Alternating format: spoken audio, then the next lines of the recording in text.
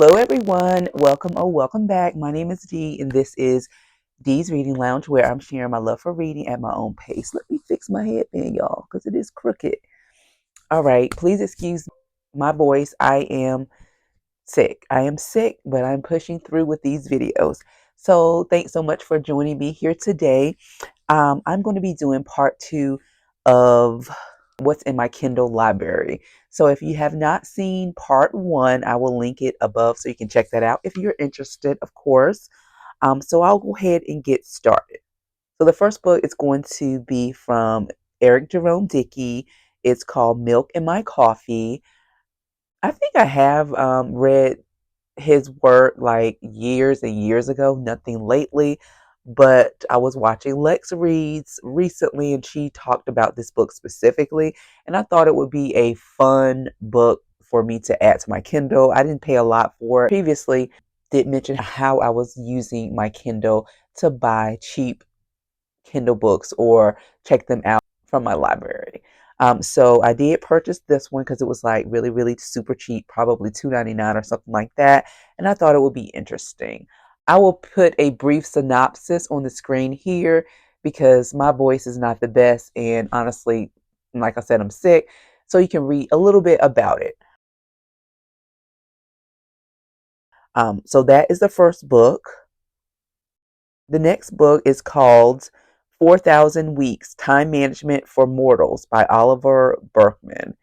Um, I guess this one was added some time ago. I don't remember adding it, but I'm going to read what this one is about and see if I'm going to keep it. And by the way, the purpose of me doing this video is to weed through the books that I'm going to keep or get rid of. And so I am, of course, going to keep the Eric Jerome Dickey book. So I'm going to check this one out to see if I'm going to be keeping this. But this is a brief synopsis of that book. So I don't know anything about that. All right, so the next book is Fast Like a Girl by Dr. Mindy Peltz. And I started this book in the spring, I think, and I'm probably halfway finished, but of course, I stopped reading it. And because the new year is coming, and of course, we all have goals for the new year. I don't call them New Year's resolutions, but goals and maintaining slash losing weight, being healthy, exercising, things like that is always top of my list. And I want to get on a regular intermittent fasting book. So this is by a doctor, and she goes really through the scientifics, like hormonal issues and things like that. So I am going to be keeping that book because, like I said, I am halfway through. I think I did mark this book. Let's see. It says, okay, I'm 36% done. So, of course, I'm going to keep that book. So, the next book is The Vanishing Half by Britt Bennett. I actually have a physical copy. Such a beautiful book. It is a historical fiction, but before I purchased this book, I forgot that I had it on Kindle. I wasn't using my Kindle at the time, and it was broken, but I just did not know that it was broken. The Kindle that I had before this new one that I got. So I do have it ebook that I purchased and also a physical book. So I'll probably read, when I do get to read this, I probably will read them in tandem. Okay, so we're keeping that one. Here is a brief synopsis of this book right here on the screen. All right, Rich Dad, Poor Dad. I actually read this a couple years ago with a friend.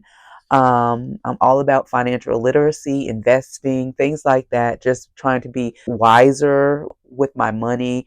And so this was a really good book. The book described two different dads, a rich dad and a poor dad, and how each dad took a different avenue. Like one dad went to school to get his master's degree and things like that and followed the narrow, straight path of supposed success.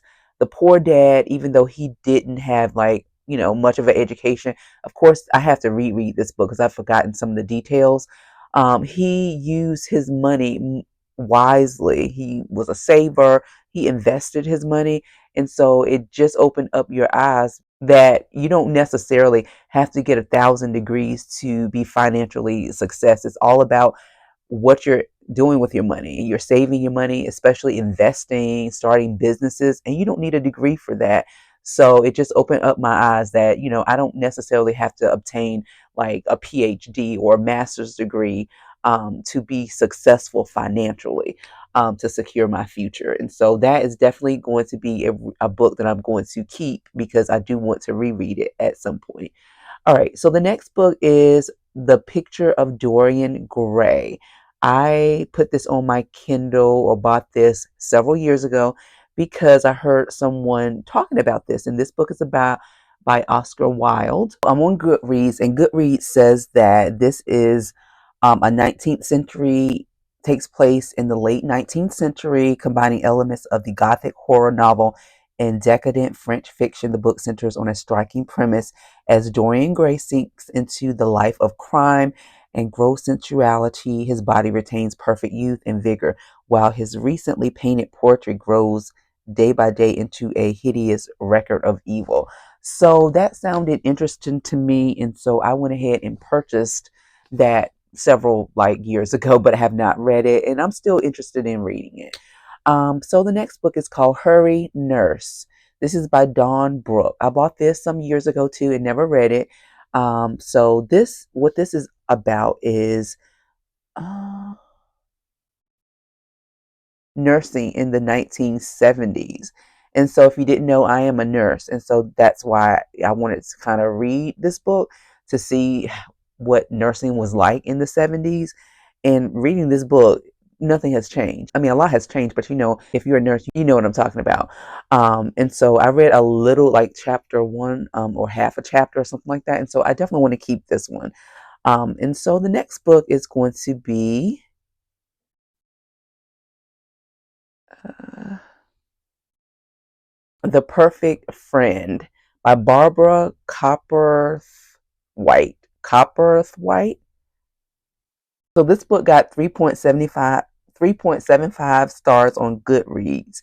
It says, "She'll do anything for you. My name is Alex and the world has been shattered. My husband has left me. My children won't speak to me. My friend Carrie is the only person I have. She's the only one I can trust to keep all my secrets. She'd never do anything to let me down, would she?" So it says it's a dark, gripping psychological thriller that will have you holding your breath until the very last page. So I purchased this one again years ago, never read it, but it sounds like a Lifetime movie. So I'm definitely interested, or popcorn thriller, definitely interested in reading that between like my historical fiction novels. The next one is by Attica Locke, and Attica Locke, I haven't read anything from her, but she writes like mystery thrillers. It's called The Cutting Season. This book was popular a couple years ago. So it's a historical fictional meets modern day mystery thriller. That's all I know about that. And so I'm still interested in reading that, and so we will keep that.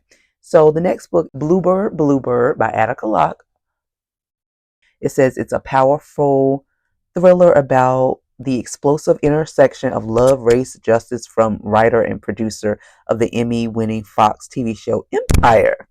Okay. All right. So that says it all. We will be keeping that one.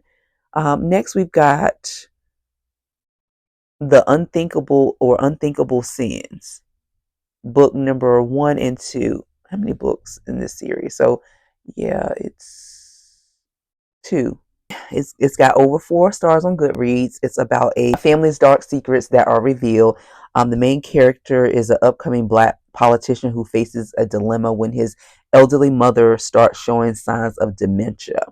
And so the book series includes 3 books. There are 2 books in the series. So the first one is Unthinkable Sins, and the second one is Unthinkable Sins of the Family. So I do want to continue on with that one. The next book is a book I've already read, Passing by Nella Larson. They made a movie of this book. I didn't like the movie, but I did like the book. It's about a woman in I want to say the Harlem Renaissance period, who chose to pass as white. She had a white husband. Her kids probably looked white and things like that. And her world intersected with her black world or black side. So I did enjoy this book, but I I've already read it. So do I want to reread it? Probably not. So this one is probably one that I will be deleting because I don't think I have any interest in rereading this book. And so that is it, y'all. Those are all the books that I have on in my Kindle library. So far, I'm going to be keeping all of them because I do intend on reading them. I paid for them. They're still on my Kindle, so I need to read them, but they won't be until 2025 that I will be able to read anything from my Kindle, unfortunately, because I have other books that I have prioritized over reading on my Kindle. Thanks so much for watching. I will see you guys in the next video. Take care and be blessed.